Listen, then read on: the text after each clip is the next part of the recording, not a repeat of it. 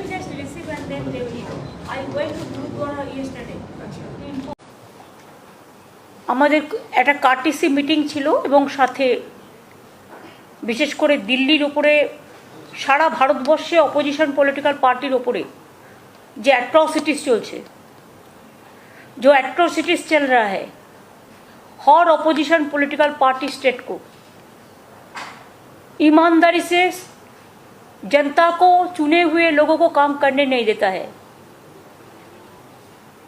Even Arvind ji का government का हम तो सुप्रीम कोर्ट को इज्जत करते हैं। Only supreme court can save the country, save this country now it is. Even media is purchased. They want to control the judiciary, they want to control all the agencies.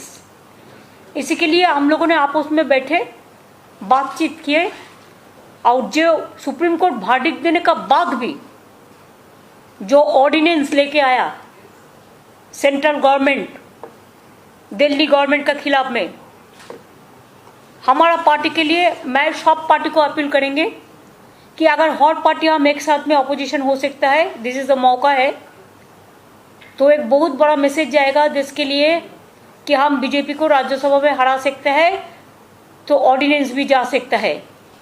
ये BJP को हराने के लिए 24 से पहले एक बहुत मौका मिल गया। हमारा पार्टी से हम डिसाइड किया है हम ये ऑर्डिनेंस को विरोध करेंगे और हम सुप्रीम कोर्ट का पास हम इसको जस्टिस मांगेंगे।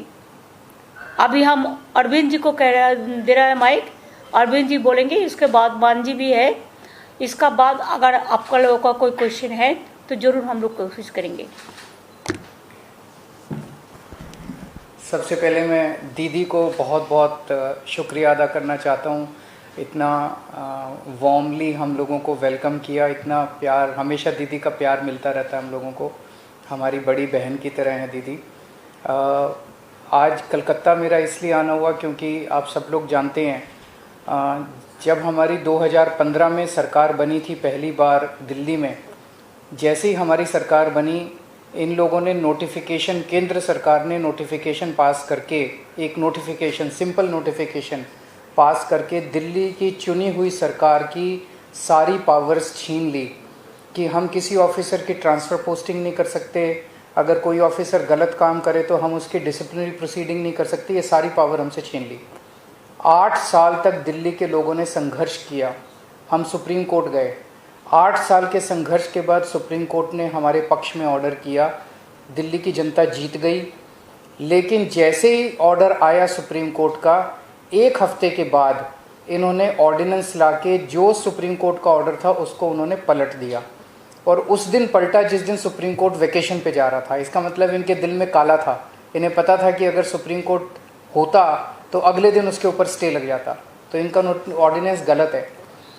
इन लोगों ने जिस तरह से डेमोक्रेसी का मजाक बना दिया है, जहाँ भी 3 तरीके से ये चुनी हुई सरकारों को तंग कर रहे हैं। एक, पहली चीज़ कि जहाँ पे बीजेपी की सरकार नहीं बनती वहाँ ये एमएलए खरीद के सरकार गिरा देते हैं उस पार्टी की और अपनी बीजेपी की सरकार बना लेते हैं। दूसरा, जहाँ बीजेपी की सरकार नहीं बनती वहाँ ये ईडी और सीबीआई को इस्तेमाल करके दूसरी पार्टी के एमएलएज को डराते हैं, धमकाते हैं, उनको तोड़ लेते हैं और उनकी सरकार गिरा के बीजेपी की सरकार बना लेते हैं। तीसरा, जहाँ बीजेपी की सरकार नहीं बनती वहाँ कानून का गलत इस्तेमाल करके गवर्नर के ज़रिए ऑर्डिनेंस पास करके ये तरह तरह से उस नॉन बीजेपी गवर्नमेंट को काम ही नहीं करने देते। हमने वेस्ट बंगाल में भी देखा गवर्नर कैसे तंग कर रहे हैं, हमने वहाँ भी देखा, पंजाब में भी देख रहे हैं, पूरे तमिलनाडु में देख रहे हैं, तेलंगाना में देख रहे हैं किस तरह से गवर्नर तंग कर रहे हैं। और अब दिल्ली के अंदर इन्होंने जो किया वो तो बिल्कुल ही जनतंत्र के खिलाफ है। एक तरह से ये बोल रहे हैं कि हम सुप्रीम कोर्ट को भी नहीं मानते। तो ये इनको बहुत ज़्यादा अहंकार हो गया है, और अहंकार जब हो जाता है आदमी को तो फिर वो बहुत स्वार्थी हो जाता है, फिर वो देश के बारे में नहीं सोचता। तो मैं समझता हूँ कि आने वाले समय में देश की जनता को ये देख के अब इस अहंकारी सरकार को हटाना चाहिए। तो एक तो मैं दीदी का शुक्रिया अदा करना चाहता हूँ कि राज्यसभा के अंदर इन्होंने कहा कि हम सपोर्ट करेंगे, और मैं समझता हूँ कि अगर राज्यसभा में ये बिल गिर जाता है तो ये एक तरह से सेमीफाइनल हो जाएगा 2024 का। और मैं अब भगवंत मान जी को रिक्वेस्ट करता हूँ। बहुत बहुत धन्यवाद। सबसे पहले ममता दीदी, मैं पहली बार बंगाल में आया हूँ और इतना इन्होंने हमें मान सम्मान दिया और उसके लिए मैं धन्यवाद करता हूँ। आपका नाम भी तो मान है। Thank you. और सेंट्रल हॉल में बहुत बार मिलते रहे। लोकसभा में जब मैं था तो बहुत से गलत जो बिल आते थे उनका मिलके तृणमूल कांग्रेस के साथ मिलके हम उसका विरोध करते रहे, वेल में भी जाते रहे और हम बहुत से बिलों को वापस भी करवाते रहे। और जिस कमेटी का मैं मेंबर था उसके चेयरमैन जो थे सुदीप जी वो उनके चेयरमैन थे, तो FCI और पब्लिक डिस्ट्रीब्यूशन। सो बंगाल और पंजाब का बहुत जो रिश्ता है वो बहुत मजबूत है। आज़ादी का संघर्ष जब चलता था तो बंगाल और पंजाब आपस में शीर आजम भगत सिंह भी लाहौर से सीधा कोलकाता आते थे और यहाँ से उनके जो जितने भी आज़ादी के परवाने थे उनके साथ मीटिंगें चलती थी। अभी भी पंजाब से बहुत बड़ा नाता है क्योंकि बहुत भारी संख्या में पंजाबी जो हैं वो बंगाल में रहते हैं। ट्रांसपोर्ट का बिजनेस है, दूसरे बिजनेस हैं। तो जैसा कि अरविंद जी ने बताया, ये लोकतंत्र को अपने पक्ष में करने के लिए कोई भी तरीका अपनाने लगे हैं सेंट्रल सरकार वाले। यहाँ तक कि मेरी 117 में से 92 MLA बहुत बड़ा मैंडेट है, फिर भी मुझे अपने बजट सेशन को जो है चलाने के लिए सुप्रीम कोर्ट जाना पड़ा। सुप्रीम कोर्ट से ऑर्डर है कि राज्यपाल रोक नहीं सकता, बजट सेशन चलना चाहिए। इस लेवल तक हमें तंग करते हैं। तो अगर दिल्ली में भी तंग करते हैं, अभी स्टालिन जी की हमारे पास चिट्ठी आई कि हमें हमारे बिल नहीं पास हो रहे। केरला के जो चीफ मिनिस्टर उनकी चिट्ठी आई कि पास नहीं होने दे रहे, 2-2 साल से जो है वो बिल पड़े हैं गवर्नर हाउस में। तो मैं ये कहना चाहता हूं आपके सामने, अगर 30-31 गवर्नर और एक प्रधानमंत्री ने देश चलाना है तो करोड़ों अरबों रुपया चुनाव पे क्यों खर्च रहे हैं? 30-31 गवर्नर और एक प्रधानमंत्री चला लें मुल्क को, देश को। फिर लोकतंत्र का अभी बाहर जाके विदेशों में जाके ये लोकतंत्र का बहुत ढिंढोरा पीटते हैं कि देश सबसे बड़ा biggest democracy in the world, लेकिन जब यहाँ आते हैं तो जाके देखते हैं कि किसी को काम नहीं करने देते। अगर आप इलेक्शन नहीं जीते तो बाई इलेक्शन से जीत जाते हैं। मध्य प्रदेश में भी ऐसा किया, कर्नाटक में भी ऐसा किया था और गोवा में भी ऐसा किया था। दिल्ली में मतलब LG मीन्स गवर्नमेंट, ऐसा इस लेवल तक की वर्डिंग जो है लोकसभा में पास करवाई है, LG मीन्स गवर्नमेंट। तो फिर आप इलेक्शन जो होती है, जो करोड़ों लोग इलेक्शन में जो लाइनों में लग के अपने पसंदीदा MLA, विधायक और मुख्यमंत्री को चुनते हैं, तो वो उनके लिए वो किसके लिए वोटिंग कर रहे हैं? तो ये मजाक बना रखा है डेमोक्रेसी का।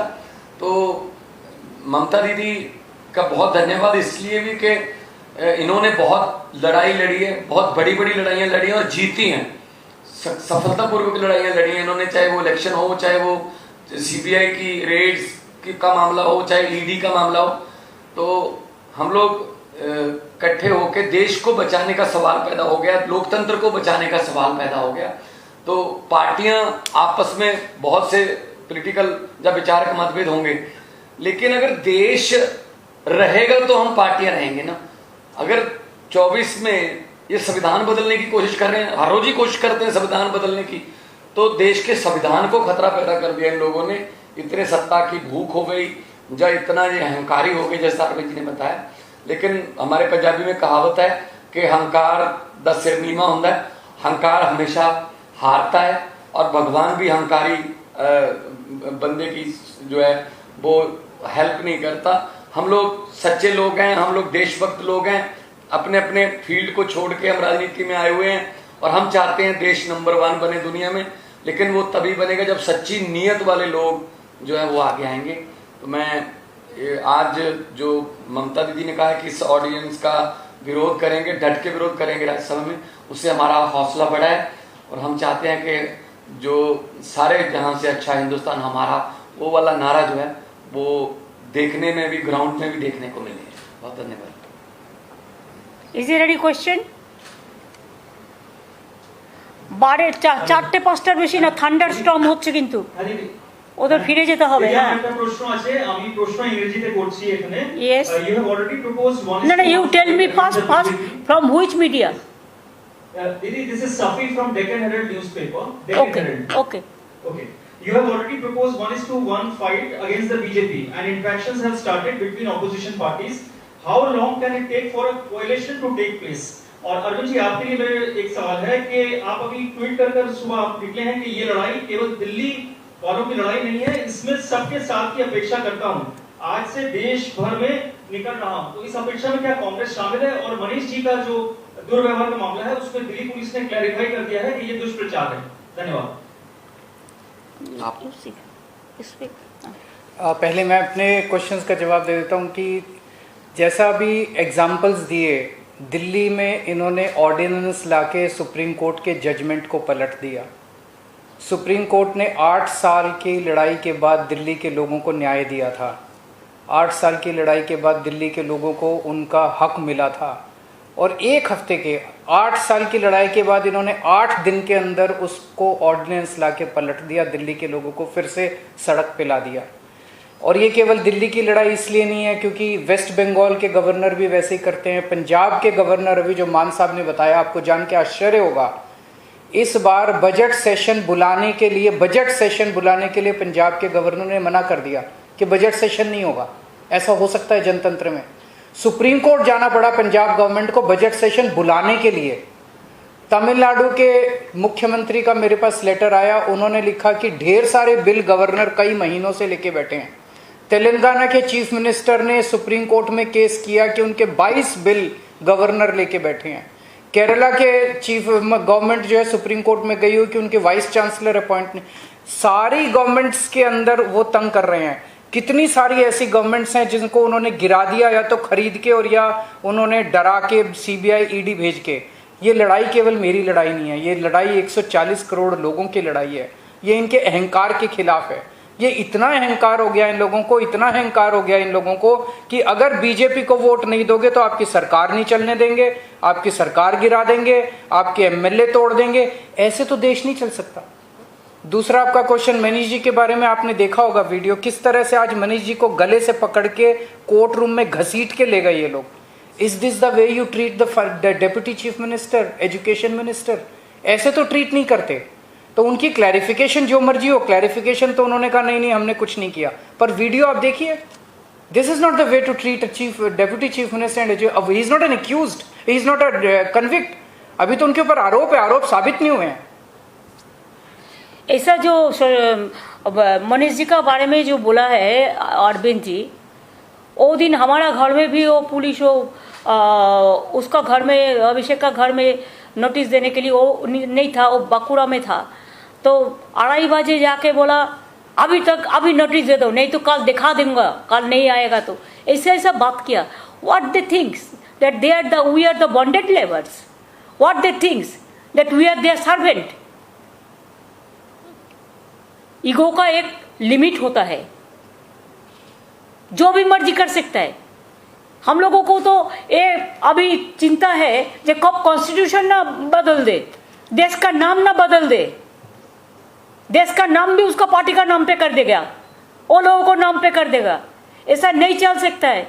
आज भी अगर हम ये बात नहीं समझे तो दुनिया का जनता हमको क्षमा नहीं करेंगे। आज मणिपुर में हर रोज ब्लड निकाल रहा है, लेकिन कोई भी नेता को टाइम नहीं मिला उसका पार्टी का कि उधर में जाके मिले पब्लिक का साथ। आज भी लोग नहीं निकाल सकता है, लेकिन इसको बड़ा बात चलते हैं। और बीजेपी का पार्टी डायरेक्ट रास्ता में खड़ा होकर बोलता है कल इसको अरेस्ट करेगा, परसों इसका घर में ईडी जाएगा, परसों इसका घर में एनआईए जाएगा। कैसे बीजेपी पार्टी का छोटा लड़का को जो चुनौपुटी हमरा बांग्लाय बोली, ऐसा माफिक उसको सब इंफॉर्मेशन मिल जाता है। तो क्या ये गवर्नमेंट, क्या government of the agency, by the agency and for the agency? Government of the bulldozer, by the bulldozer and for the bulldozer? They want to demolish the constitution, they want to bulldoze the constitution, even they don't respect the Supreme Court verdict. I am really shocked. because I am also a lawyer. So always we respect the court verdict. Sometimes it may be in favor of me, sometimes it may be against of me. We can discuss about the verdict, not the judge. You know what is going on here. Never we said. Even when Supreme Court gave a verdict, strong verdict, after so many years, they will go for election, they will go for people, they will work 5 years for the people, and ultimately central government will rule all the state through governor, through some ordinances, through some letters. आज भी मेरे को एक letter मिला कि foreigners को ढूंढो. कहाँ से फॉरेनर आएगा इधर में?